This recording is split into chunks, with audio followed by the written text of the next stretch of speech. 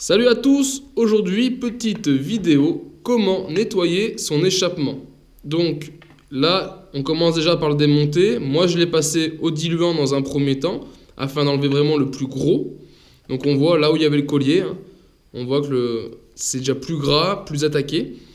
Donc ce qu'il va falloir faire c'est démonter entièrement son échappement, donc enlever le collier, enlever la bride.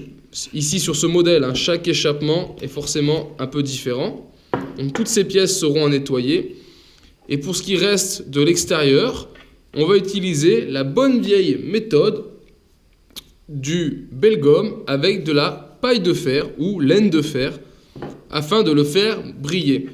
Si votre pot est rempli de calamine, vous pouvez aussi venir ici démonter cet axe, sortir la cloche et vérifier à l'intérieur que votre pot soit vide. Nous, aujourd'hui, l'idée est de rendre ce pot comme neuf. Allez, c'est parti avec un peu d'huile de coude.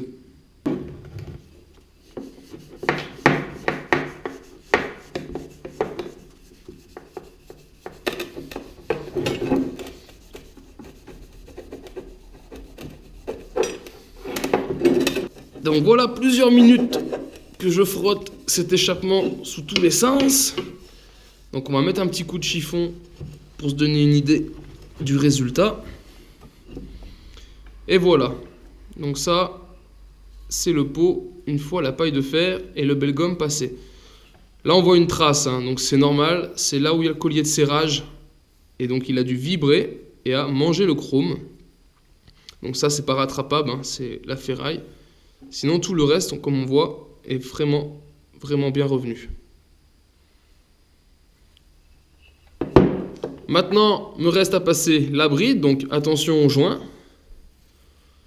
Et ça, le plus simple, si vous êtes équipé d'une meuleuse, c'est de passer votre bride à la meuleuse. On ne demande pas à ce qu'elle soit chromée ou noire, c'est juste voilà, pour enlever le plus gros de la calamine qu'on retrouve dessus, histoire qu'elle soit propre. Donc voilà, j'ai fini la pièce. Donc vous voyez, je l'ai juste passé à la meuleuse, pas besoin d'insister, juste pour qu'elle soit propre et lisse, enlever la calamine.